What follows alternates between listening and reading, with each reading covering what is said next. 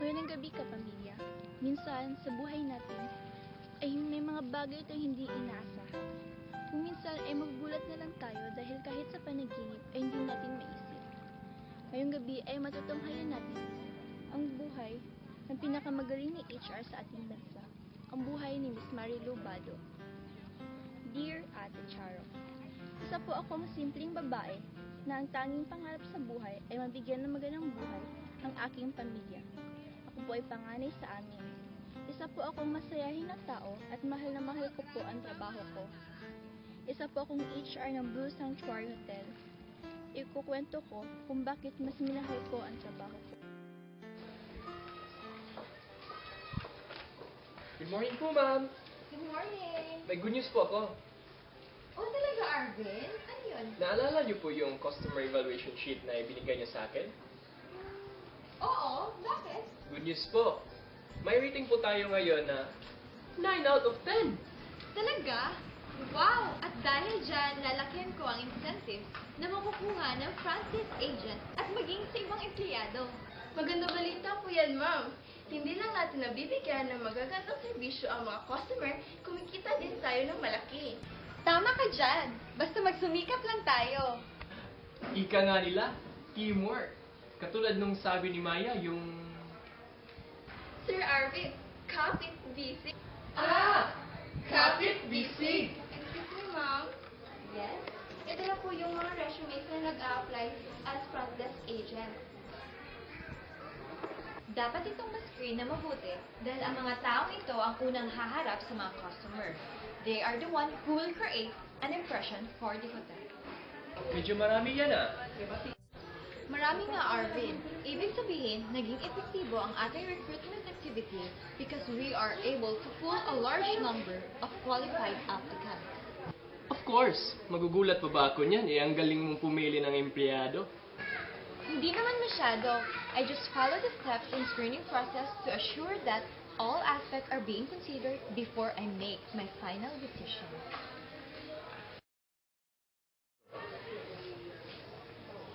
Kilala mo ba yan? Oo. Siya yung bagong general manager ng Cool Breezer. Sabi nga nila, graduate yan ng MSUI IT. Accounting major pa. Anime, tignan mo sila. Nakatingin sila sa atin. Hawak mo na ba yung pinag-google ko sa'yo? Research po? Pinag-google nga di ba? Ulitin. Ulitin po? Sige, isa na lang. Konti lang. Ay po. Sige, ano yun? Ano yung na-research mo? Information Blue Sanctuary Hotel. She has already worked in the hotel for 5 years. She was promoted from front desk to general manager. It means that they are practicing in promotion from within. Hindi yan! Ano ako naghahanap ng girlfriend? Sino kita din yung iba? Ano ba yan? Okay, sir. The business has average job tenure of 4 years and has employee turnover of 25%. Then, Blue Sanctuary has a peak season occupancy of 90% and 65% during rainy season. But their greatest advantage is a customer rate of 9 out of 10. Pwes, hindi lang natin sila papantayan, kundi lalagpasan pa natin sila. Sige po, kaya niyo yan. Sige, tayo na. Ano kaya magandang stratehiyang gagawin natin?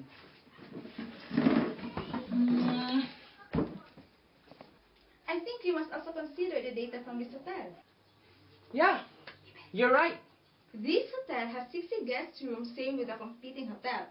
We have peak season occupancy of 90% and 50% during rainy season. Also, 120% rate in employees turnover. Kaya pala, hindi nasiserbisyuhan ng maayos ang ating mga customer kasi kulang tayo sa manpower. In relation to that, we have customer satisfaction of 6 out of 10. Malaking problema ito. Kailangan ng mahabang pag-iisip sa isang lugar na tahimik tulad nito. Reklamo kayo! Pareho lang naman tayong empleyado dito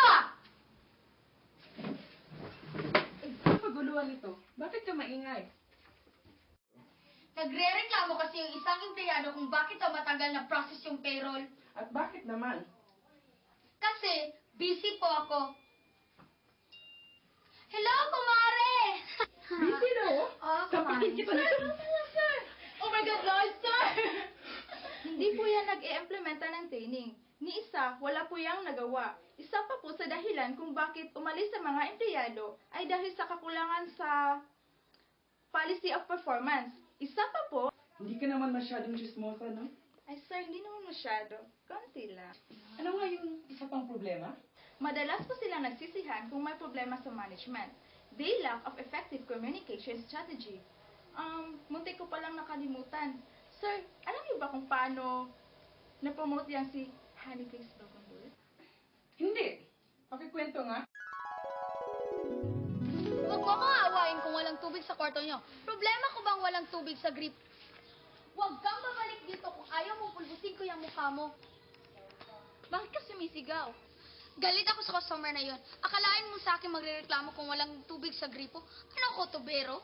Malamang sa'yo magsusumbong yon dahil you're a front desk agent. So, kakampihan mo siya. Ano, suntukan na lang tayo? Sandali nga, ako ang boss dito eh. Bakit mo ko sinisigawan? Hindi kita sinisigawan. Aba, sumusobra ka na. Ano ngayon? Ha? Ano? Ha?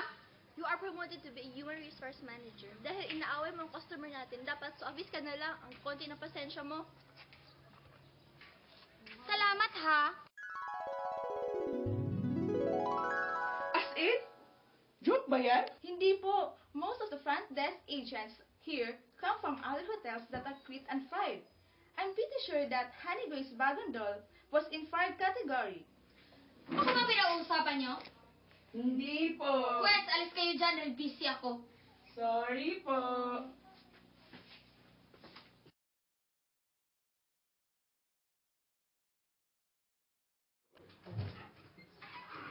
Morning, sir. Okay, good morning. Hanime, may naisip na ako. Paano kaya kung obserbahan natin ang kanilang management style? So we could go undercover. Is it a good idea? Yes, sir. That's good. Yeah. Okay, thank you. Thank you, sir.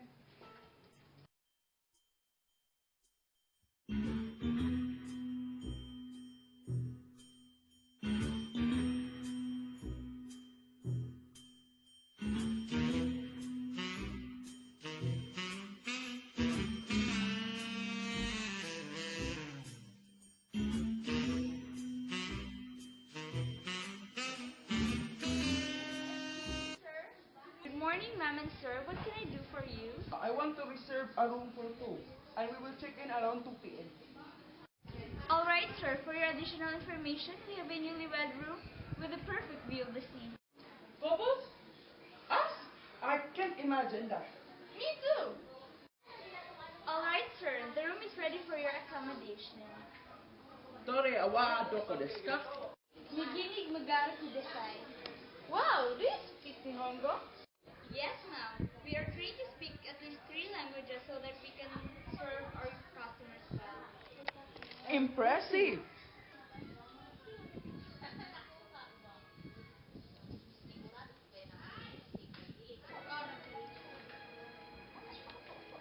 Good morning, Mr. James.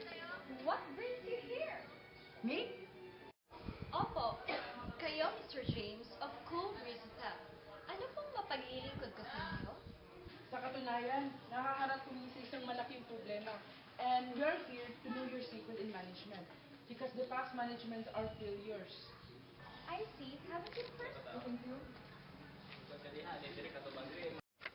Well, there's no secret, Mr. James. It's about implementation of the programs and trust to each other. Ika nga ni Maya, kapit busy. Yes, you have the sense of teamwork and your employees are happy. Honestly, I want to help, but I need to know first the whole story. So ito po ang buong kwento. Now, I understand your problem. Okay, I will share to you how I manage this hotel. We apply the performance management system. Miss Marilo Bado instruct me to apply the performance management system to answer my problem. First, you must set achievable and measurable goals together with the employees, since most of the improvements will be done by the employees. Participation from employees will provide them a better understanding of the goals and how can they contribute to achieve it.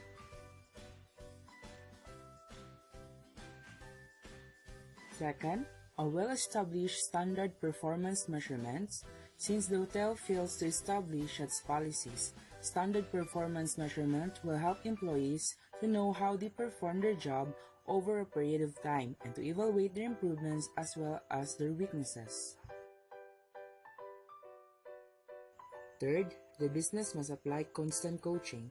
It could come from external to organization or can be the manager. Coaching provides feedback, encouragement on performance, and offers techniques for improvement.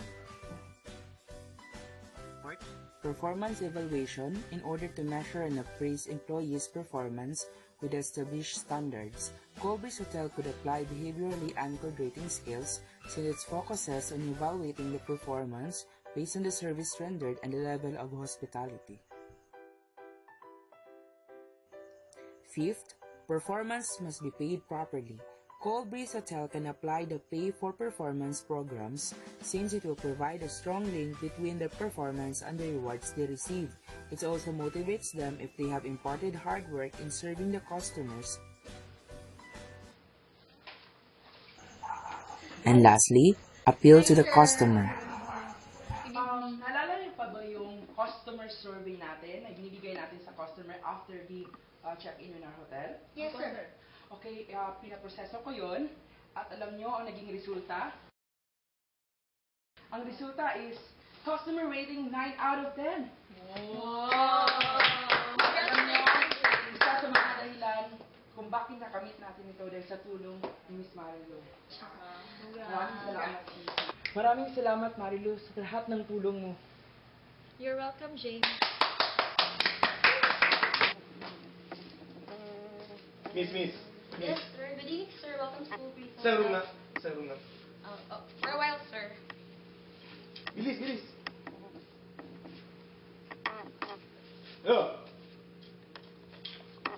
Naman niya. Da bomba. Excuse me, sir. You'll be at duplex 3. Please enjoy your stay. Thank you.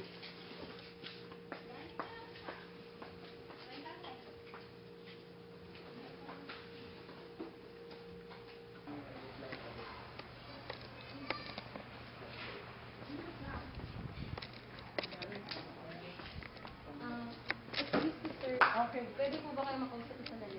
please excuse me. Sir, kasi po, sir, may hinahinalat po kasing tao kanina. May katog po ako na may masama siyang balak based on his body language. Are you sure with this? Opo, sir. During our training, a body language expert trained us how to read travelers' moods in order to help figure out the best reading approach. But this one is different. Nagsasalita po siya sa wikang Palestino, which is one of a sign language to take up for a front desk agent. And I know, sir, that I heard the word bomb. Are you sure with this? Opo, sir. Okay, itong gawin mo. Tumawag ka ng pulis, sabihin mo na may bomb scare sa hotel na ito. I-follow yung deal na ginawa natin last month at ipalikasin yung mga nagstay dito. Okay. Sige.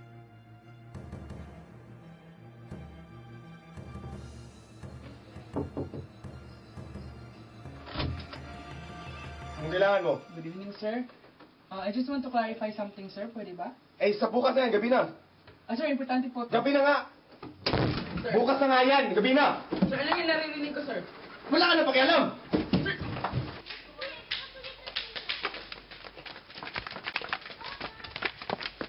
Ha?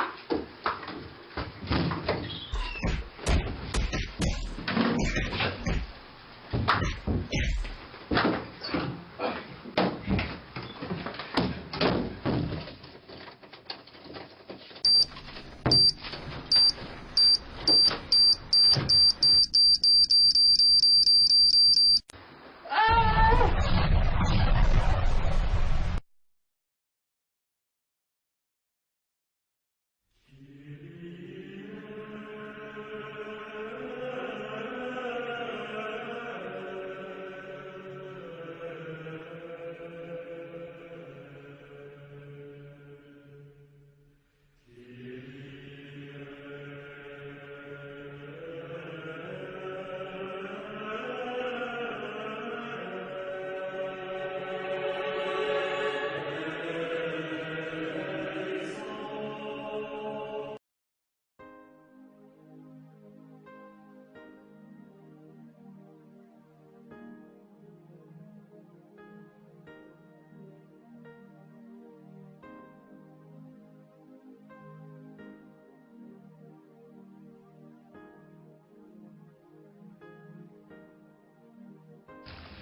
he is the best manager ever.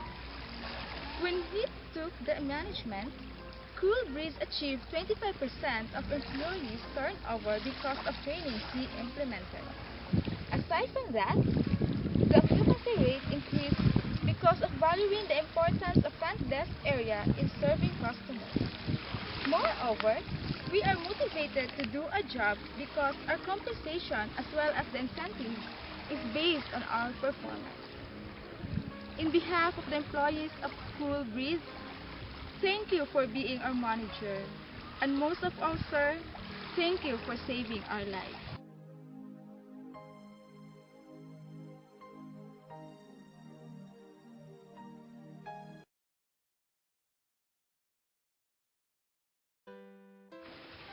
Doon ko nakita kung paano siya minahal ang kanyang mga empleyado. Natutunan ko na ang kabutihan na itinanim mo sa iyong kapwa ay susuklian ng walang hanggang pagmamahal. Pinakita ni James na mahal niya ang kanyang mga empleyado na higit pa sa kanyang buhay. At dahil dyan, mas minahal ko ang trabaho ko at siya ang sekreto sa aking tagumpay. Hanggang dito na lamang po, nagmamahal, Marilu. Tunghayan po natin ngayon ang kwentong naging inspirasyon ni Marilu Bado upang mapagtagumpayan ang Human Resource Management. At kay James, saludo kami sa iyong kabayanihan. Sa susunod na Sabado, magandang gabi, kapamilya.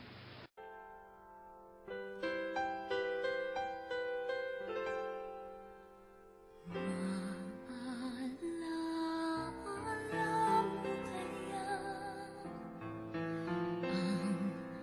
ang